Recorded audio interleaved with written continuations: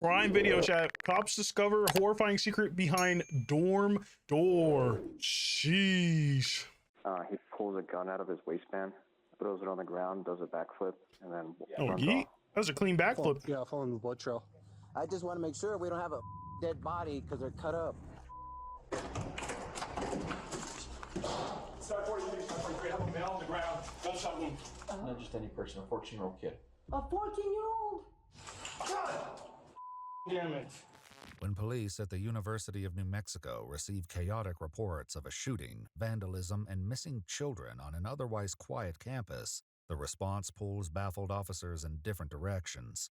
As they begin to suspect the incidents are all connected, one horrifying discovery plunges the night into a full-blown crisis. That's when I started losing my mind. I was like,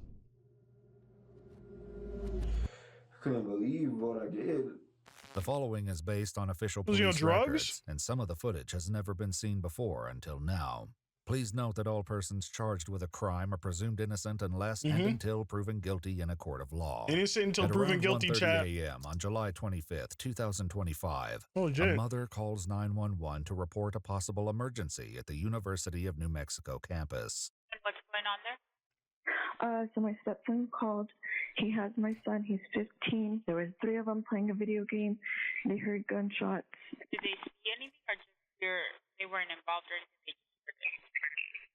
As far as I know, my stepson says that they just heard it. But they left. Yeah, they left the room, and they didn't see my son, my biological son.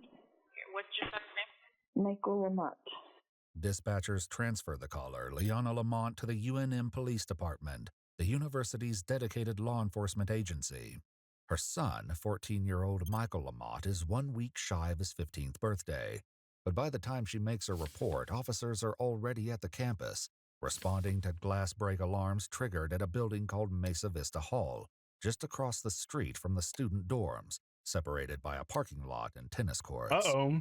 While there, dispatchers receive another 911 call. Hi, I would just like to report something my friend and I just saw in a lot near the tennis courts. Okay, what's going on?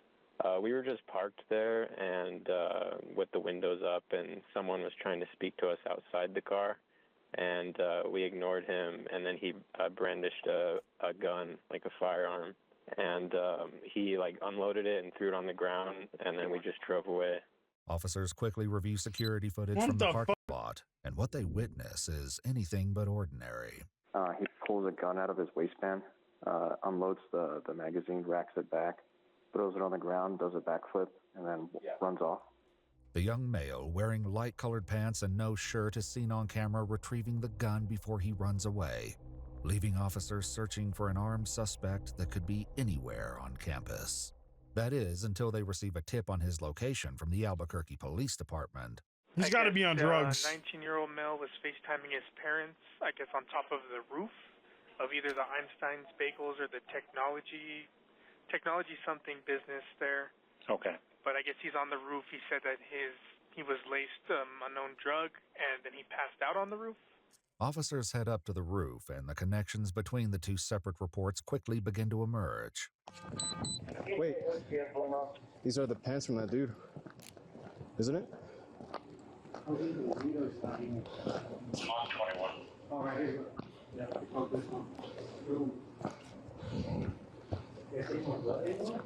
no. Hello? As they continue their search, officers spot a trail of blood that leads away from the rooftops. He's taking control of his blood. Where's the blood at? Yeah, way down. Yeah. Well, we don't know if he's higher or lower, so. That'll with keys is ridiculous. I hope he's not bleeding out, bro. It's a lot of glass you broke up. Hey, dude. Where did you see the glass go? So it's on the other side. It's on the roof. So he broke 3 windows over there. And the clothes, Sarge, look like the pants of the kid that flashed the gun. With an armed teenager still at large, possibly under the influence and likely injured, and with no pants, chat, finding him as quickly as possible becomes an urgent priority. Meanwhile, Leanna's son, 14-year-old Michael Lamont, is still unaccounted for.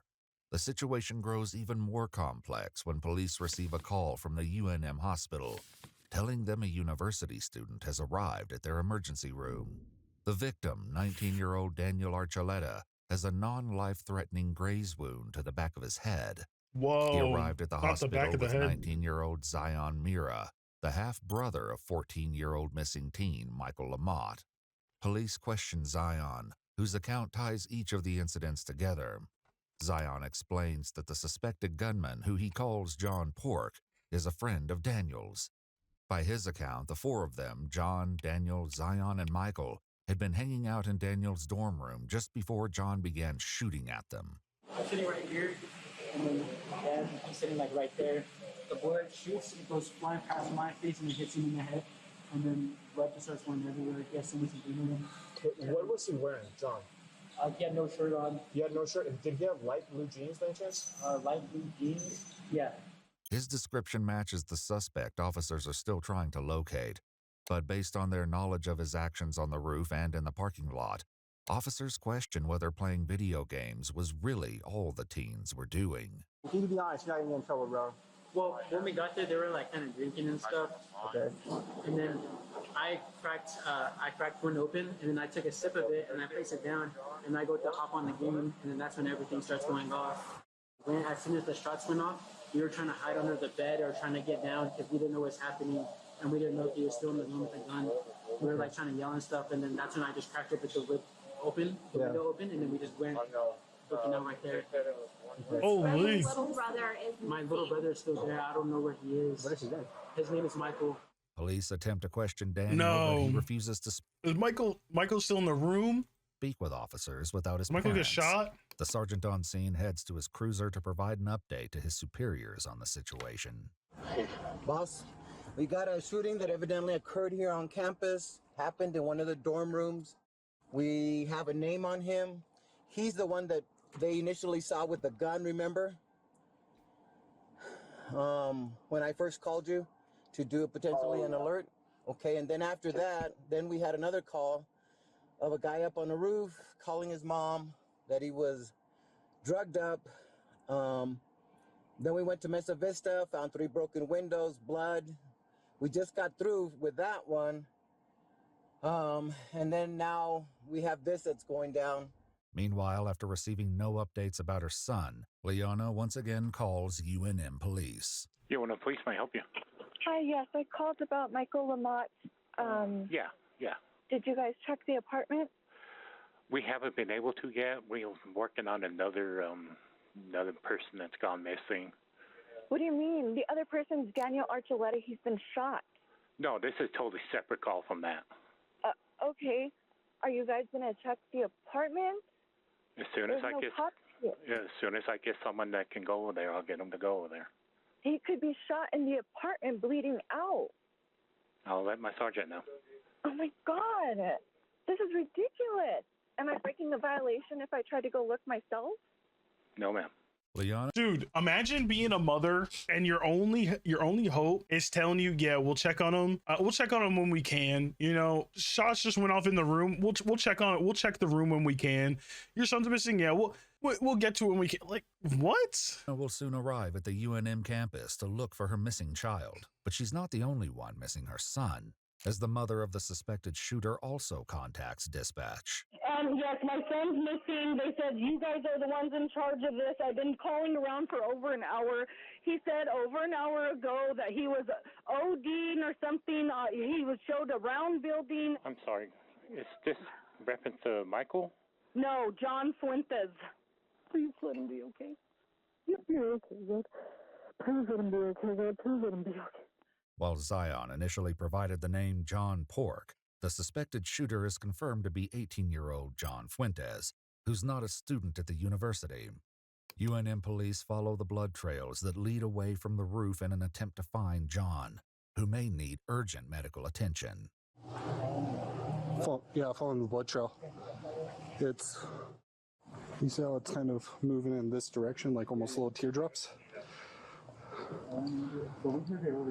Yeah. Oh, true. If you don't know, when blood hits the ground, especially with movement, it'll splash a certain way, and they're able to know the direction they were moving based off of the splatter of the blood. In case you guys didn't know, you know what I'm saying? For all my forensic geniuses in chat. I saw him on the roof, like screaming. Goes into the grass. Kind of scary. Where does it go from here? Let's Where is it going, dude? Just going in circles. Security footage shows John after he left his pants on the rooftop, now only wearing boxers, lightly jogging across campus as blood drips from his injured arms. Officers follow just minutes behind him, tracing the blood trail but ultimately failing to catch up. One security camera captures John passing empty police cruisers as a dark pickup truck enters the parking lot. Without waiting for it to come to a full stop, a woman can be seen exiting the truck and racing toward John, embracing him with a hug. The unknown woman ushers John into the vehicle, and together they drive away. Police round the corner just 10 minutes later, but they have no idea their suspect is long gone. I just want to make sure we don't have a dead body because they're cut up. And we still need somebody to follow up with that other call. What is it? Mom called that she couldn't get a hold of their loved one from Casas. Meanwhile, Liana Lamont has arrived at the Casas del Rio student housing complex, desperate to find her 14-year-old son, Michael. It's been approximately 1 hour since her first report to 911. Yeah, when police may help you. Yes. Chat, why is there a 14-year-old at a college campus to begin with? Is that even allowed? Why are they there? There is still no one here at this room for Michael Lamont. They're on the way. You guys keep saying that. I don't see a police outside. I don't see an ambulance. Like, there was a shooting. There was gunshots. Someone got shot already and is at the hospital. We've never gotten any calls about shots being fired inside the Casas del Rio. I don't know where he got that information from, but we never got a call about that. Oh, my gosh. Believe me, when someone shoots a gun on campus, we get hundreds of calls all at once, and we never got any calls. What the heck? Officers finally meet with Liana, who's standing just outside the Casas del Rio student housing complex. Right now, my partner is grabbing the RA. Okay. That way we can just key him to the room after we knock and announce, okay? Okay. What I'm going to have you do is you're going to stay out here. No. Okay. Okay. Dude, I already know where this is going. My son's name is Michael Lamont. The friend's name that owns the room is Daniel Archuleta. Daniel Archuleta. Just outside of Daniel's dorm room, the resident advisor delivers a set of electronic keys. Flashing orange. I've never seen that. With the keys not working, the resident advisor contacts the building manager. While outside, Michael's mom grows more restless, asking for updates. I have no idea, ma'am. I'm still trying to figure out the whole situation. But there's nobody in the room? We're currently outside of the room. The window's broken on the outside. You guys haven't gone in? Not yet, ma'am. Which room is it that you're looking at? Over there. The one with the light on? Okay. The blinds are... It's open. Okay. 10-4, 17 PD. Just annotate on the CAD. There's an open window to the room, possibly to the room with the blinds broken and the windows open. I'm not making approach yet. I'm waiting for somebody else to come out here so we can make our approach. Backup soon arrives, and at close to 3:15 a.m., nearly 2 hours after Liana's initial report to 2 911, hours? officers prepare to breach through the open window. Okay, this is what I need you to do. Just cover me right here, because we still have the suspect outstanding. We don't know if he's back in the room, okay? Kind of brave. If they're gonna push a window, that's kind of scary. I'm gonna go around the bush and try to get up there. And I'm gonna try to see if I can look inside if the suspect's still in there, okay? Wait. From what I can see, I see that PlayStation that he was talking about. It's right here. I don't know where the gunshot's at though. 1227, knock on the door. Yeah. You going through the window? You want another person? Yeah. What's up, buddy? Hold the air for 1 second. We're gonna try to make entry through the window. This is nerve-wracking, Police chat. department, if there's anybody inside, make your presence known. This is the police department. If there's anybody inside of this room, 117, make your presence known. Met with only silence, they cautiously head in, wholly unprepared for the horrifying discovery that awaits them. Ready?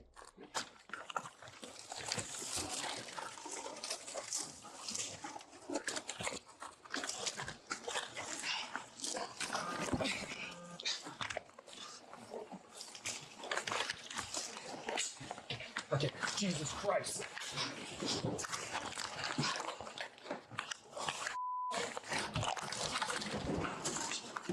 Start 43, start 43, have a male on the ground, gunshot wound. Dude, it's been 2 hours since they could have went into this room. This is actually annoying. Like, this is actually annoying that it took this long to check this room for just to see this 14-year-old kid that's laying here.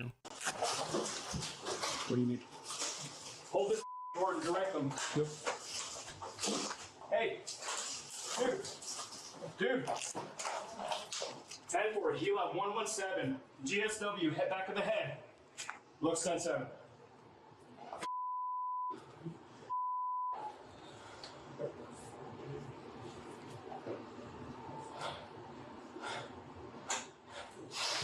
God damn it.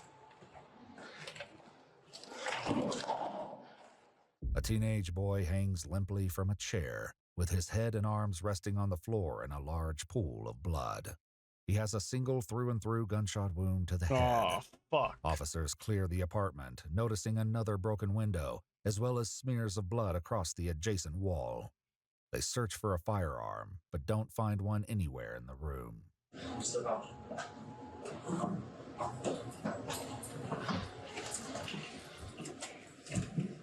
Nobody comes in that way or this way. This is all closed off. If this is subject number 3, we're missing subject number 4 that was observed on cameras.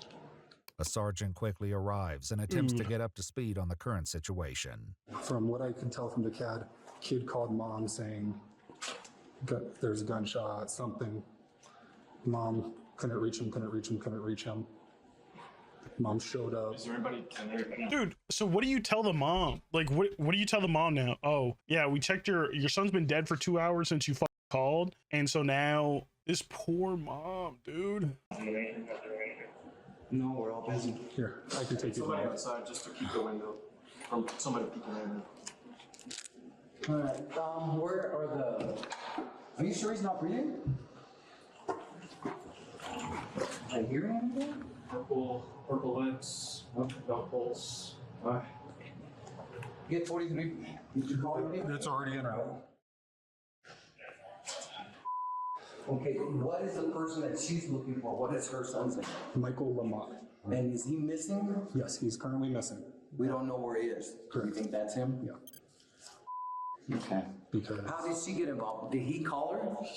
From what she told me, he called her saying something about gunfire or someone was shot. She kept trying to reach him, could not reach him, called us while we were dealing with the guy on the roof. One officer heads outside to guide arriving paramedics to the dorm room, running into Michael's mother, Liana, along the way. It's me. Do you mind taking a seat, please? Just sit right there, please. Hey guys, it's back here. Yeah, I know, we know who she is. Possible mom of the 10-7. It's this one right here, kind of right next to where you parked. Dude.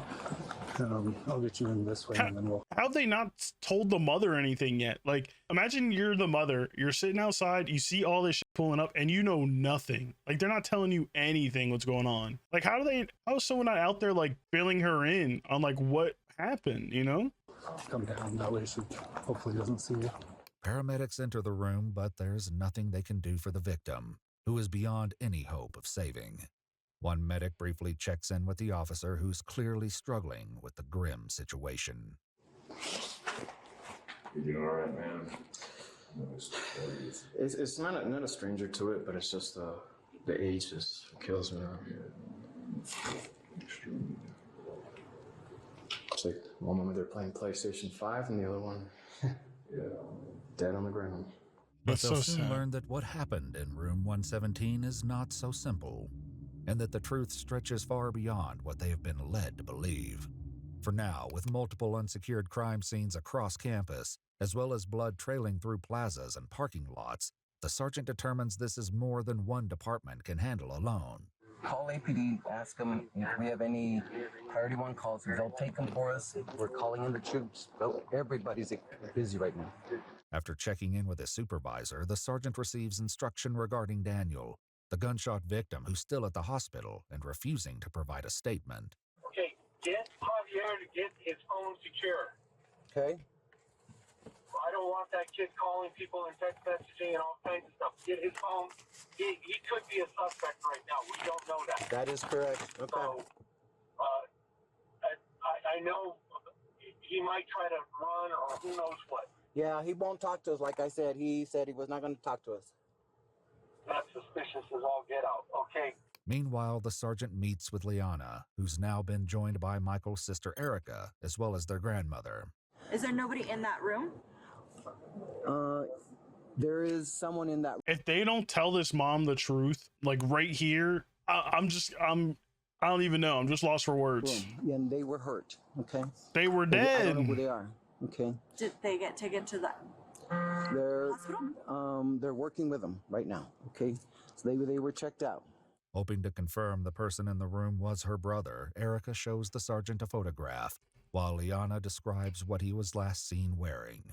Tragically, the description of 14-year-old Michael Lamont matches the victim. The sergeant quickly heads to his cruiser and contacts his superior. Let's get mom and them separated. Let's get mom at a minimum placed in a unit. She's already I asking. don't think she has. I don't know for sure. We're not going to make any. Okay. If anything, let's call APD to get a chaplain Okay. to make notification and to comfort her Okay. before we give her N49. Okay. Once he returns to the family, Erica calls Zion, who is still at the hospital. To confirm the sergeant's own suspicions of the victim's identity, he asks an urgent question. Where do you think Michael would be at? Do you know?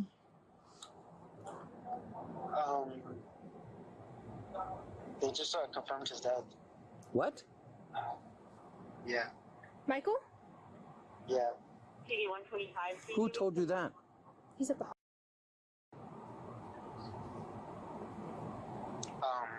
I don't know, one of the people, I think, over here. Who? I'm not sure. Dude, this is messy. This is fucking messy, dude. Sure, we just heard on the radio that he didn't make it out. And that What radio? What radio, Zion? Who's the officer? Who? Sure, one of the officers next to us. One of the officers mentioned. Did they say Michael Lamont? I'm not too sure. I could double check. Where are we not at the hospital?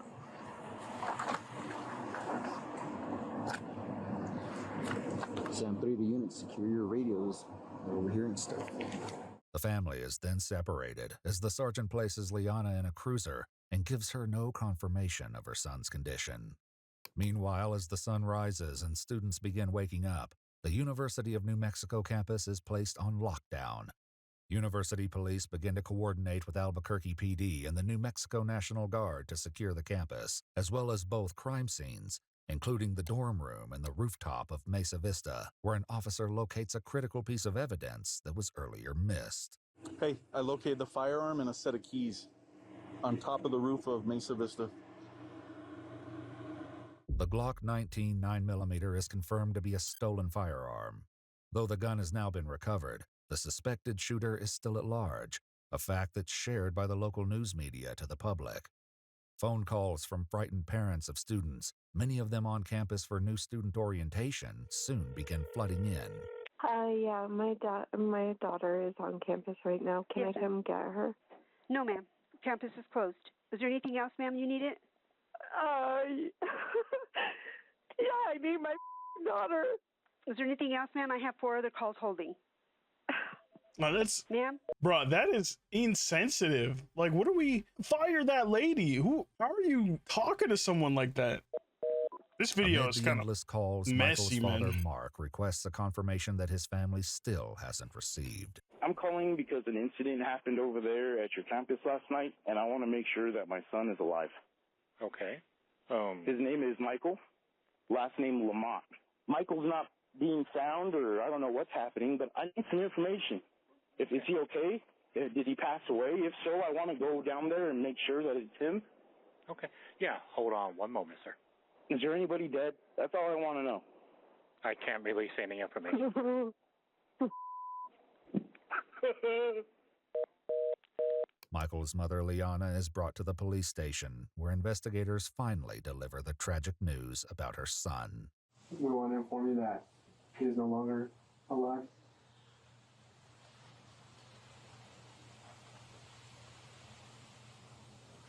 I know it's a lot that's going on right now, especially after hearing that. Just, we want to talk to you once you process everything. I know it might take you a minute. Yeah. Take all the time you need. I think I'll be okay. I knew, I had a feeling, my heart, everything, it's hard. Yeah, absolutely. I'm sorry for your loss. The heartbreaking confirmation is shared with Michael's big sister, Erica, who quickly becomes inconsolable. Be confirmed. Be confirmed. It's baby girl, it's Michael. No. In the building? In the building. No. No. No. My baby brother. No. Oh God.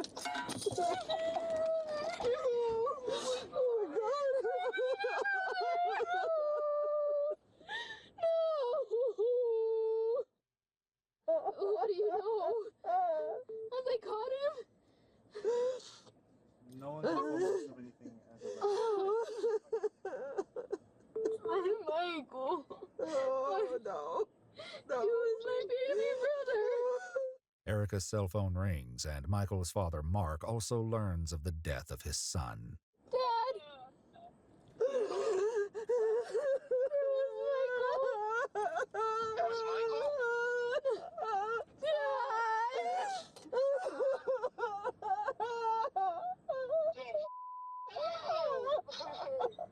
I know.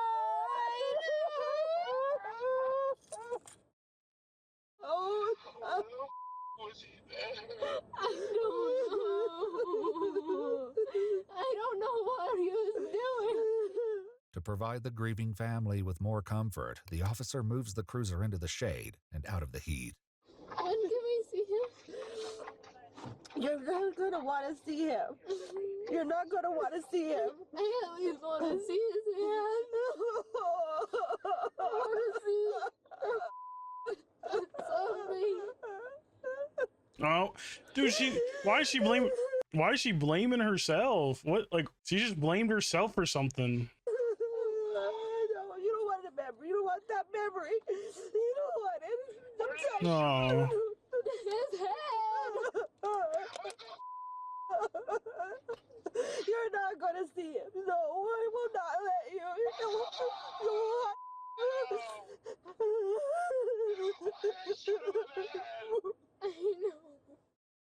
You should have never even been with Zion. I know.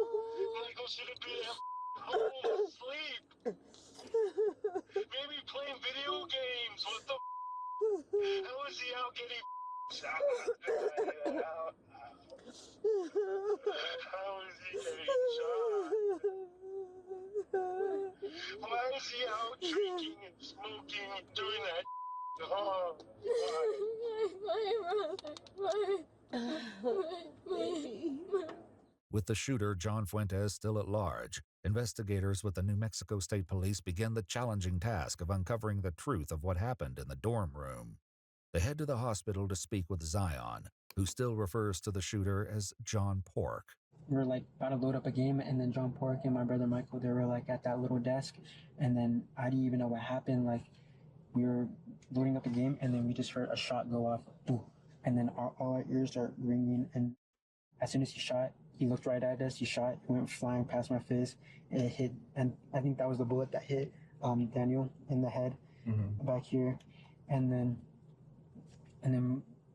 but once that first shot went out, we were like, what the, and then he turned at us right away, and then he just started just kind of unloading the clip on us, and then we were trying to take cover. I go under the bed, Daniel's like trying to hide behind something, he's just bleeding all over, and then I don't know where Michael is, and we're trying to say like stop, like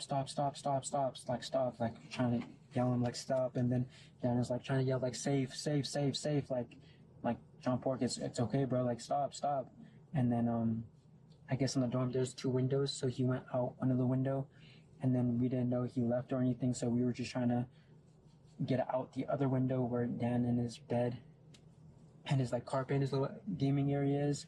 We got out that window, we opened it, and then we pushed it, and then we just got out from there. Zion explains that after the pair fled, he called his mother, who drove him and Daniel straight to the hospital. I didn't know what to do, because as soon as he booked out from the window, I didn't know if he still had a gun or if he was still on campus, so we just tried to get kind of far. And I didn't want to bring him down to the hospital right away, because I didn't know if John Park would be waiting here. So I just wanted to call my mom or call someone so we could help, because I was freaking out, and I didn't know where my little brother was. I didn't know if he was dead or alive yet. But Zion's half-sister Erica says she spoke with him just after the incident, and although parts of his account to investigators mirror what he told her, one conflicting detail stands out. Because I was like, what actually happened? Tell me everything. So and this is a lot. Isn't this a girl that was just crying, right? A sister to the dude that's shooting everyone? Am I understanding this right, chat? The half sister. And so he killed, you're telling me the brother killed the other brother? Like killed each other? Is this what I'm picking up right now? But then he got picked up. Was it they picked him up? Who picked him up? Who was in the truck, chat? Someone picked him up. he tells me that they were in the dorm, just chilling, and Zion and his friend, don't know the kid's name, like Daniel or something, they were playing video games. The guy that was talking to Michael, I guess, flipped his shot Michael in the head, and I guess Zion said the bullet went through, and I was like, oh my gosh. Zion's admission that he saw the bullet wound to Michael's head doesn't match what he told investigators or the officers at the hospital. To both, he claimed he had no idea whether his brother was even injured. Dude, but can you blame a kid for lying about watching someone get shot in the head? And like got out of the room. Well, where'd you guys like go? Did you guys like go directly to like your car, or did you guys like run around like the campus or anything? We didn't know if we should go back, or stuff like that. And then we just hopped in my car and then we just left. Security footage, however, would tell a completely different story. Oh, he lying. At 12:09 a.m., Daniel and Zion can be seen running away from the dorms. They appear to then calmly walk back and forth, almost as if deciding whether or not to return. After several minutes, Zion points towards the parking lot, but Daniel grabs him by the shoulders and gestures toward the dorms. Dude, didn't he get shot in the head? Dude, didn't this guy get shot in the back of the head? Why is he just walking around? Appear to be engaged in some sort of discussion before they ultimately head back toward the room. When they're seen again several minutes later, Daniel is now carrying a bag in his hand, and Zion is wearing what appears to be a dark backpack. Erica volunteers information to investigators that suggests her half-brother may have something to hide. And, okay. Zion does have a gun. Okay. Does he usually carry? Is he usually armed? Sometimes he'll keep it in his backpack. Based on the footage, investigators believe that Zion and Daniel returned to the room where Michael was either dead or dying, and took evidence or items of importance. But as the firearm suspected to have been used to shoot Michael has been recovered from the roof, investigators are left to question what exactly it was they may have taken. I know Zion carries the gun because he sells, I think, weed or Nick. I don't know. He traps or something. I don't know what it's called, but. According to investigators, traps is street slang referring to selling illegal drugs, and can also refer to a specific place where illegal drugs are manufactured or sold. He sells weed and what? Nicotine, like vape. Okay. So he carries a gun because he's kind of dealing in that stuff? Yes. Okay. Zion made no mention of this to investigators, but did admit that John had been using illicit substances before the shooting took place. He had like a little bag of like cocaine. Okay. Do you think he was under the influence of it? Yeah, probably. Because then I kind of assumed, because then he was like profusely like sweating a lot, like he had sweat like all over his face, like on his nose, and like just like sweat droplets. I don't know. Okay. When it comes to the firearm, however, Zion shares no information about where it came from, or suggests any possibility that it may be his. Did your mom know that Zion had handguns and weapons? No, my mom does not know at all. Oh, God. What about your dad? I'm the only person that knows. And you haven't told anyone? No. Michael and Zion's father, Mark, tells investigators that he has a restraining order due to an unrelated domestic issue and hasn't been around either of his boys in months. While he may not have been aware that Zion had handguns, he shares knowledge of not all about the domestic issue, but like all about like not being around his kids. Other illegal habits. If he's kind of hanging with Big Brother, then I'm assuming that if Big Brother uses alcohol and weed, he's using it. Yeah. Do you know that for a fact or assuming? No, I know that for a fact. I've seen him on his Instagram smoking weed. Yeah. And I just can't do nothing about it. And he knows I can't do nothing about it because I can't go over there because I'll just go to jail. Yeah, yeah. Or else I would have went and whipped that a long time ago. Yeah. Oh, so sad, man. While the information shared by Michael's family is shocking, investigators are still left to wonder why the 14-year-old was with his older brother at a college campus in the first place. When he's hanging out in a dorm room with someone mom doesn't really know at 1 o'clock in the morning, and assuming mom didn't know there was weed or alcohol or whatever, but at 14, is mom cool with that, or did they take off and kind of do their own thing today, or do they normally do that kind of stuff? Okay, so they do it, but they do it behind my mom's back. She doesn't really like to discipline at all, so Michael being Michael, he kind of just went out and did his own thing. Regardless of why Michael was there, his father Mark remains suspicious. I don't think that Zion's story matches up from what I've heard of it, but I haven't got to speak to Zion personally yet. Mm-hmm. I think his story has a bunch of holes in it, which just leaves me more questions. And then his friend doesn't want to talk? Why? Is he scared? Who is he scared of? However, Zion offers an excuse for his friend Daniel. He doesn't want to talk at all. Like, I was trying to ask him, and he used to be like, Zion, shut the up. Like, I don't want to talk about it, but just leave it. Okay. And did he only get hit like on like the head? Yeah, I think so, yeah. Okay. With Zion only Dude, something ain't adding up, chat. Investigators later ask him to voluntarily hand over his cell phone. While his mother encourages him to do so, Zion appears uncomfortable with the request. They're gonna get it back to you as soon as you can. It's been a long day. Everyone is It's been a long day. I don't have my goddamn phone. I'm trying to talk to people, tell them my situation. Yeah, no, I get it, man. I get it. And like I said, I'm not trying to, I'm really not trying to. I mean, we do our best to not inconvenience victims in the case. Reluctantly, Zion agrees to cooperate. What they'll later uncover on his cell phone will prove invaluable in uncovering the truth. For now, with Zion's statement on record Dude, what and is on Daniel the refusing phone? to speak to investigators, they'll need to question the only other person who was there at the time of the incident to get a complete picture of what happened between the four teens. By the early afternoon, license plate readers and other tools successfully tracked down the shooter, John Fuentes. He's taken into custody during a high-risk traffic stop near a smoke shop in Los Lunas and taken to the New Mexico State Police Office in Albuquerque along with his grandmother, who'd been traveling with him. Before questioning John, investigators speak with his grandmother. I never thought this would happen. It's sad. Very sad. Do you need some water or anything before we start? You fine? I just felt my grandson. Alrighty, man. So, He He's a good guy, good kid. You know, he just turned 18. He graduated from Manzano High. He don't have no records or nothing. He got like a little in trouble, but they put him on probation, and he already completed it. Investigators learned that it was John's uncle and his uncle's girlfriend who ultimately picked him up from the campus, dropping him off at his grandmother's house.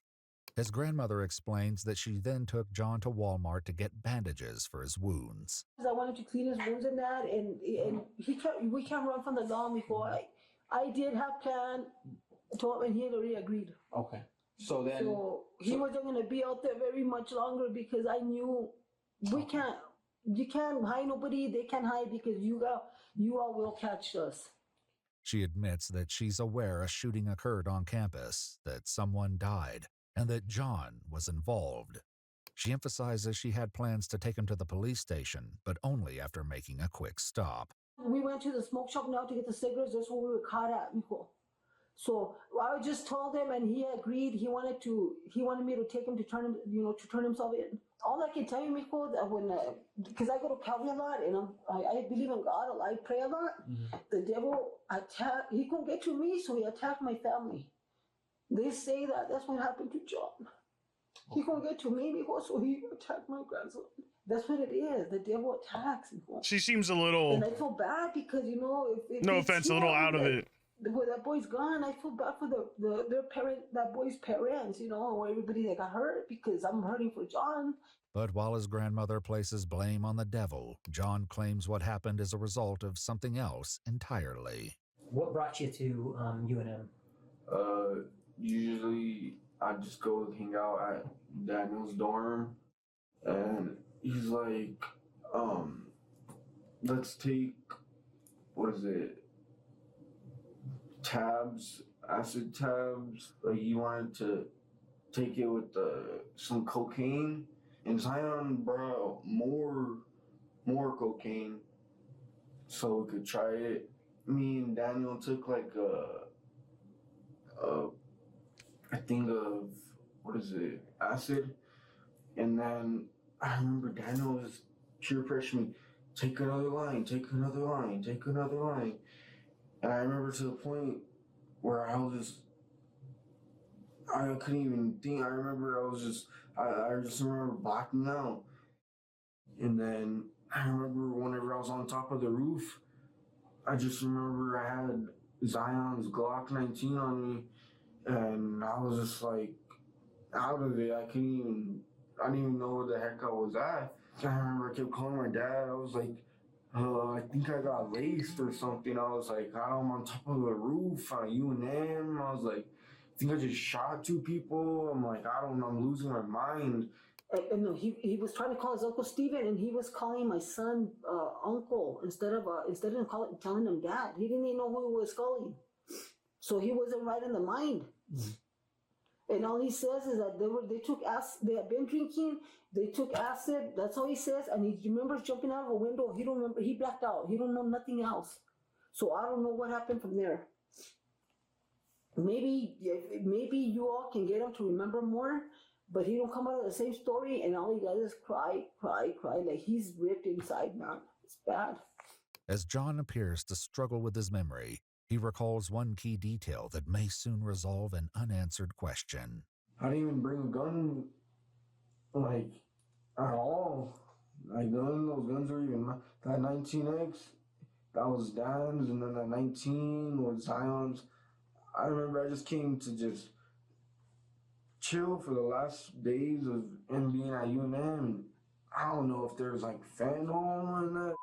God, I don't know, bro. Did he? John has now mentioned the presence. Chad, did he not shoot him? What? I know it sounds like he did, but is there a plot twist where actually Zion or this other dude ended up shooting the dude and he just ended up with a gun? Like, is there a reality where that's the case? Of 2 firearms, and while one was recovered from the roof, a second gun hasn't been found. So do you remember at like what point? At what point did like the guns get brought out? Like while you guys were hanging out? As soon as we started hanging out, like Dan and Zion have just had their guns out, or how did that go? They just have their guns out, yeah. Mm-hmm. Is that like a regular thing? Like, does that happen every time you guys like hang out in like a private area like that? Pretty much. This raises the possibility that Zion and Daniel may have collected the second gun when they went back to the dorm following the shooting. But based on John's next comments, that might not have been all that was taken. Let me ask you this, man. The acid and the cocaine, what are they gonna be in? Like, are they gonna be in containers? Are they gonna be in baggies? Are they gonna The acid is in a little baggie. Zion, remember he said he just picked up all kinds of coke from somebody. I don't even know who but it was like a big old baggie. I don't know of his, and then the little acid. I don't even know where the hell he got that from. After searching the dorm, investigators found suspected acid tablets, 1 to 2 baggies containing a white powdery substance, a line of powder along with a credit card, and 2 rolled up $100 bills. The large bag that John described was not located. According to police records, investigators believe this large bag was likely taken by Zion or Daniel when they returned to the room. Ring camera footage showed the teens arriving at Zion's mother's house at 1:55 a.m. Notably, neither are carrying the 2 bags.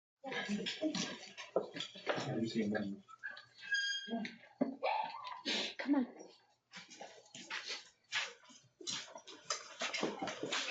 Dude, didn't he? Dude, isn't this kid shot in the back of the head? Why isn't he at the hospital yet? Didn't the kid get shot?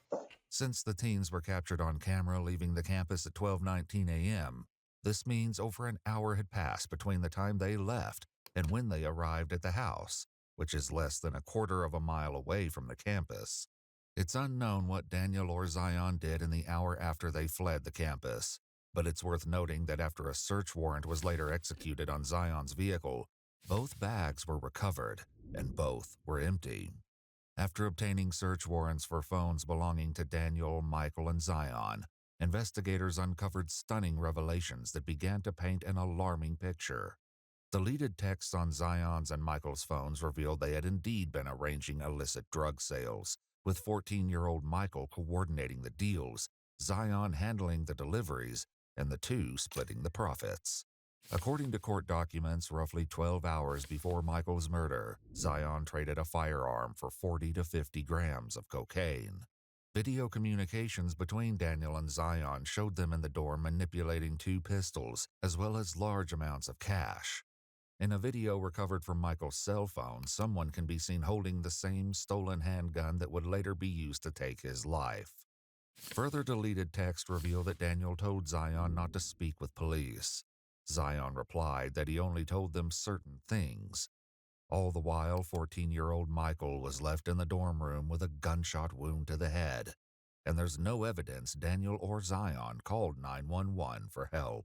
Just a couple minutes ago, after Michael's death was confirmed, Zion had texted me, "Bro, I'm scared to go to the house and face all of you." What does that mean? Nothing, I'm just scared to go to the house and face your mom, Erica. Erica interprets the text as Zion not wanting to face the family because he influenced Michael and ultimately brought him to the campus where he was killed. But for John, he still faces disbelief over the entire situation. I remember my mom went to go like peep out the scene, and then she tells me the whole news is there and that she looked on the news and one's injured and one's deceased, and that's when I just started losing my mind. I was like, I couldn't believe what I did.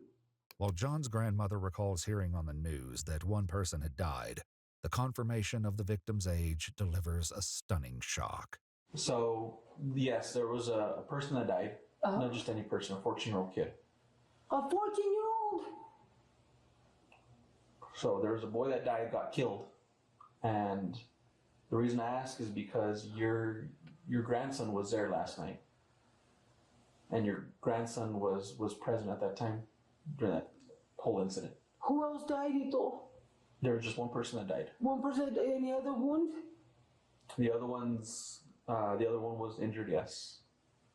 So it's important that we get more information from you, and I don't know if you're holding back information, but I'm not holding back. your grandson was involved pretty serious incident last night, this morning, last night into the morning. Okay? People died. He left. Obviously, what you're telling us is that he went home, he started crying, said, "Oh God."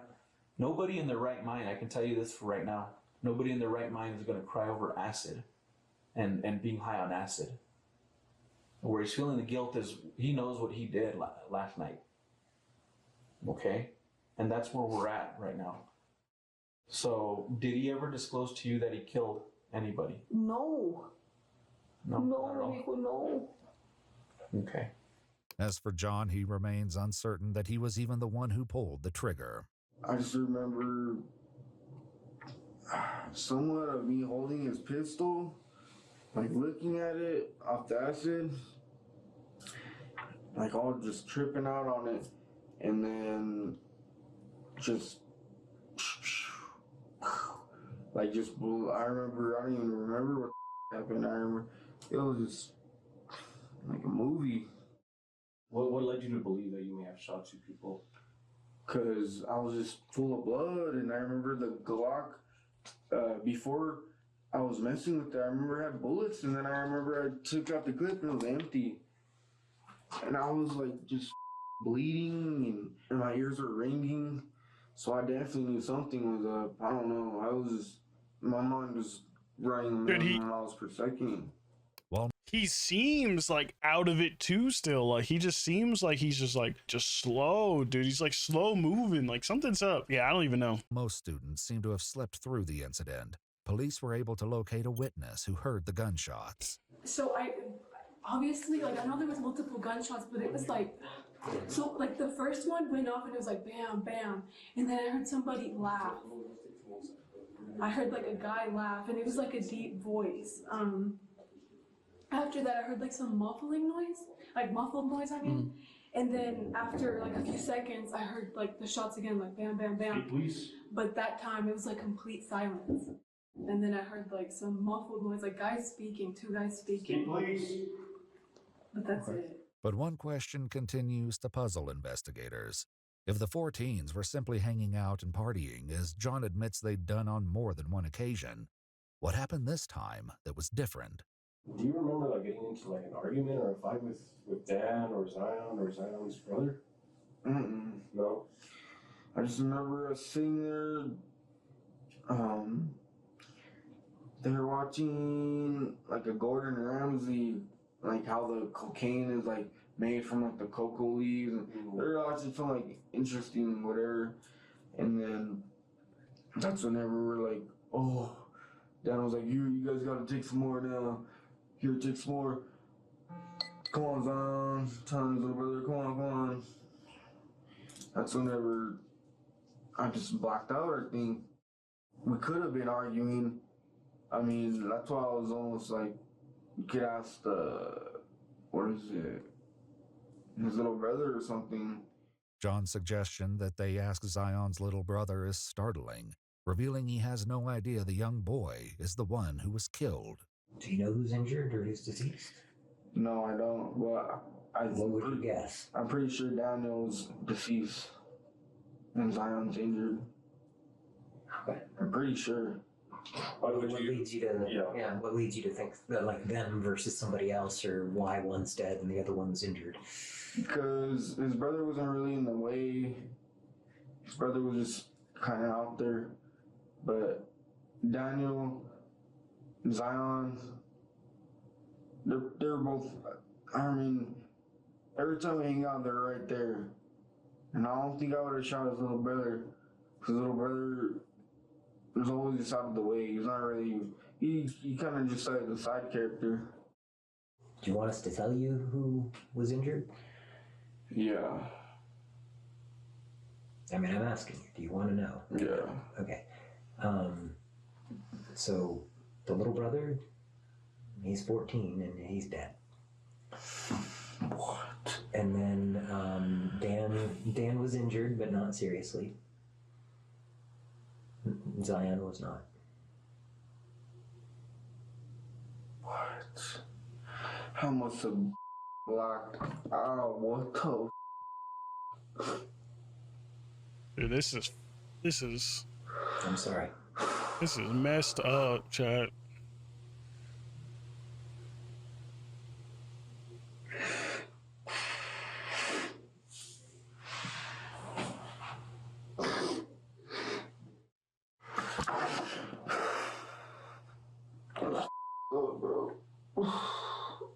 Investigators ultimately conclude that all 4 teenagers, including Michael, were drinking and consuming drugs while playing with 2 loaded stolen pistols. At around 12:05 a.m., John is suspected of shooting and killing 14-year-old Michael and of firing additional shots at Zion and Daniel, who was injured. It remains unclear whether there was any argument between them. Following his interview, Dude, John... the report is sick, dude. 14-year-old Michael Lamont was shot once through his forehead and died in the room. The other shots suffered a graze wound to the back of the head. Who was injured. That's so sad. It remains unclear whether there was any argument between them. Following his interview, John was taken to the New Mexico State Police for the execution of a search warrant before being transported to a detention center. 19-year-old Zion Mira was later arrested and charged with 2 counts of tampering with evidence, 1 count of contributing to the delinquency of a minor, and 1 count of possession of a controlled substance. He entered a plea of not guilty on October 27, 2025.